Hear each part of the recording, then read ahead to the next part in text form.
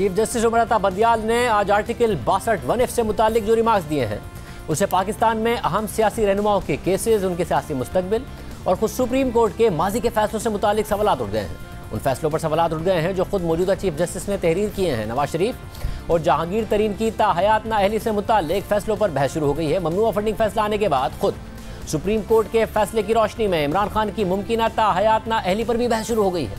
आज supreme court के 3 रुकनी bench ने चीफ जस्टिस उमर अता बंदियाल की सरबराही में फैसल वाउडा की ताहयात नाअहली के खिलाफ दरख्वास्त पर समाअत की, जिसमें चीफ जस्टिस उमर अता बंदियाल ने रिमार्क्स दिए कि ताहयात नाअहली का आर्टिकल 62(1)(f) ड्रैकोनियन कानून है। मौजूदा केस को मोहतात होकर सुनेंगे। इलेक्शन कमीशन को गलत बयान हल्फी पर तहकीकात का इख्तियार है। सुप्रीम कोर्ट इलेक्शन कमीशन का ताहयात नाअहली का हुक्म कलअदम करार दे भी दे तो हकाइक तो वही रहेंगे।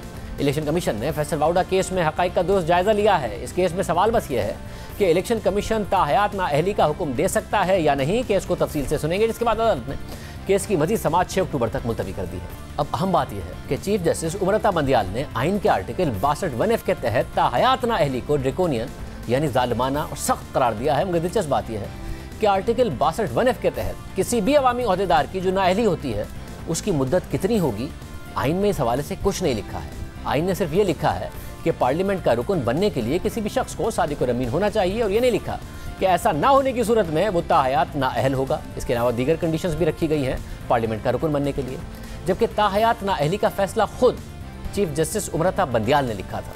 नवाज शरीफ और जहांगीर तरीन की नाअहली के बाद ये सवाल उठा कि ये नाअहली ताहयात है या नहीं, क्योंकि आइन इस पर खामोश है। फिर सुप्रीम कोर्ट में जब इस हवाले से दरख्वास्त गई तो 2018 में खुद चीफ जस्टिस उमर अता बंदियाल ने ही वो फैसला तहरीर किया जिसमें उन्होंने वाज़ेह किया कि आर्टिकल 62(1)(f) के तहत होने वाली नाअहली ताहयात होगी, जिसके नतीजे में नवाज शरीफ और जहांगीर तरीन ताहयात नाअहल हो गए।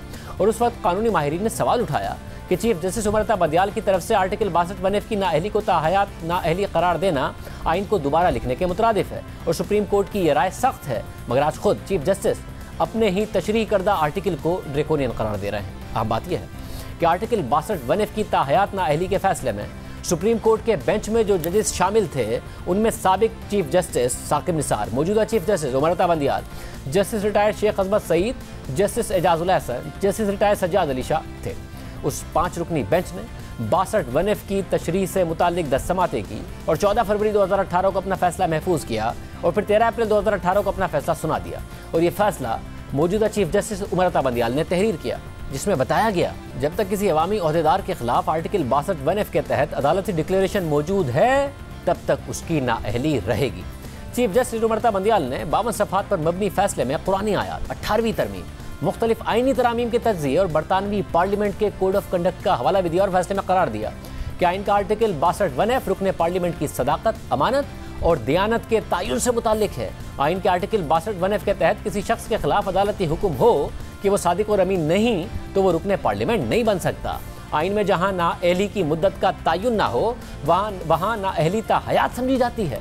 नजरसानी दरख्वास्तों को दीगर बेंचेस में समाअत के लिए मुकर्रर किया जाए।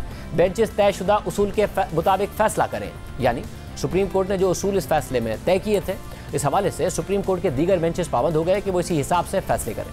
चीफ जस्टिस उमर अता बंदियाल के तफसीली फैसले के मुताबिक आर्टिकल 62(1)(f) इंतखाबी उम्मीदवारों पर इस्लामी अखलाकी मयार का इतलाक करता है। ये मयारात मुसलमानों के साथ साथ गैर मुस्लिम उम्मीदवारों पर भी लागू होते हैं, क्योंकि ये मयारात आलमी अखलाकी मयारात से मुताबिकत रखते हैं जो तमाम तरक्की पसंद और जमहूरी मुआशरों की बुनियादी इकदार भी हैं। चीफ जस्टिस उमर अता बंदियाल ने अपने तफसीली फैसले में आइन के आर्टिकल 62 और आर्टिकल 63 के तहत नाअहली का मवाजना भी किया और बताया कि दोनों शिकों के तहत नाअहली की सजाओं में फ़र्क क्यों है। सुप्रीम कोर्ट ने अपने तफसीली फैसले में लिखा कि आइन का आर्टिकल 62 उम्मीदवार की अहलियत का मयार तय करता है, जबकि आइन का आर्टिकल 63 मुंतखब रुकन असम्बली की नाअहलियत का मयार तय करता है। एक शख्स जो इलेक्शन लड़ने के लिए अहल होता है मगर इलेक्शन लड़ने के बाद किसी अदालती फैसले के जरिए नाअहल करार पाता है, उस शख्स का मवाजना एक ऐसे शख्स से नहीं किया जा सकता जिसे अदालत इलेक्शन लड़ने के लिए नाअहल करार दे चुकी हो।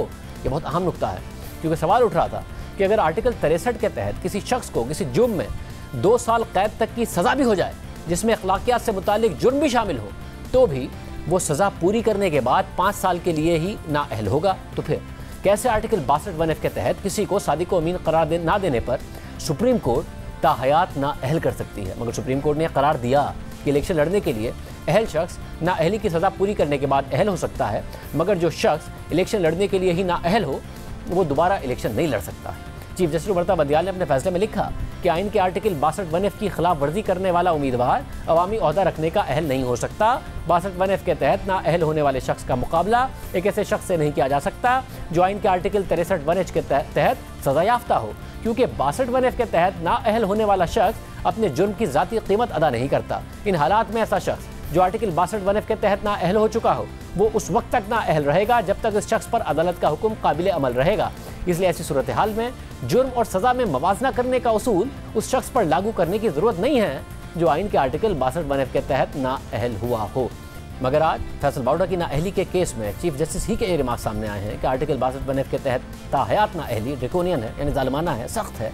दिलचस्प बात यह है कि ताहयात नाअहली की शिक से न सिर्फ फैसल बाउडा का सियासी मुस्तकबिल खतरे में है, मगर हुकूमत के मुताबिक इमरान खान पर भी तलवार लटक रही है, क्योंकि इमरान खान के खिलाफ नाअहली केस का जो फैसला चीफ जस्टिस साकिब निसार की सरबराही में जस्टिस उमरता बंदियाल और जस्टिस फैसल अरब ने दिया था, उस फैसले में इमरान खान को दीगर तमाम इल्जामात से तो क्लियर करार दिया गया था, मगर गैर मुल्की फंडिंग लेने से मुताल्लिक इमरान खान के गलत सर्टिफिकेट के मामले को खुला छोड़ दिया गया था और मुतालिका फोरम यानी इलेक्शन कमीशन को मजीद इंक्वायरी का कहा गया था, जिस पर अब तफसीली इंक्वायरी के बाद इलेक्शन कमीशन की रिपोर्ट में साबित हो गया है कि इमरान खान गलत सर्टिफिकेट जमा कराते रहे हैं। और अब तहरीक इंसाफ का दावा है कि इसमें इमरान खान का क्या कसूर है, उन्होंने तो वही किया जो ऑडिटर ने कहा, मगर इत्तेहादी हुकूमत का दावा है कि 2017 में हनीफ अब्बासी की पटिशन का मामला फिर खुल गया है, क्योंकि 2017 में अदालत ने अपने तफसीली फैसले में मजीद लिखा था कि सियासी जमात के सरबराह की तरफ से पॉलिटिकल पार्टीज ऑर्डर की शिक 13 के सेक्शन 2 के तहत दिया गया सर्टिफिकेट गलत है या नहीं।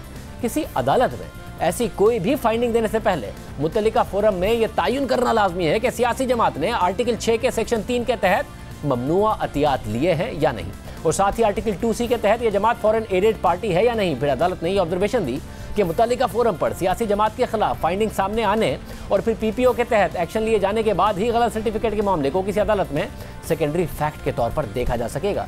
ये तो था इमरान खान की नाअहली से मुताल्लिक सुप्रीम कोर्ट के फैसले का वो पैरा जिसमें गलत सर्टिफिकेट जमा कराने के मामले पर अदालत ने अपनी राय दी थी और वाज़ेह किया था कि पहले इलेक्शन कमीशन इल्जामात साबित करे और फिर इसके बाद ही अदालत में गलत सर्टिफिकेट का मामला देखा जाएगा।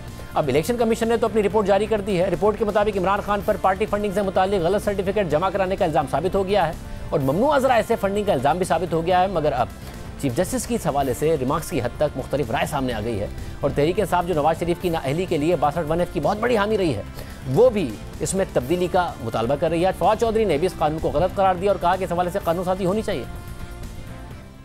आप क्या समझते हैं, लॉ को खत्म होना चाहिए? नहीं, कानून तो दुरुस्त नहीं है, बिल्कुल कानून दुरुस्त नहीं है, इसमें कोई शुबा ही नहीं है। ये जो आर्टिकल 61, 62 की जो लैंग्वेज, कानून कभी भी वो नहीं होना चाहिए जिसकी लैंग्वेज का इंटरप्रिटेशन का पता ही ना हो। इसके इंटरप्रिटेशन का पता नहीं है। देखना होगा सुप्रीम कोर्ट आर्टिकल 62(1)(f) से मुतालिक क्या हतमी फैसला देती है।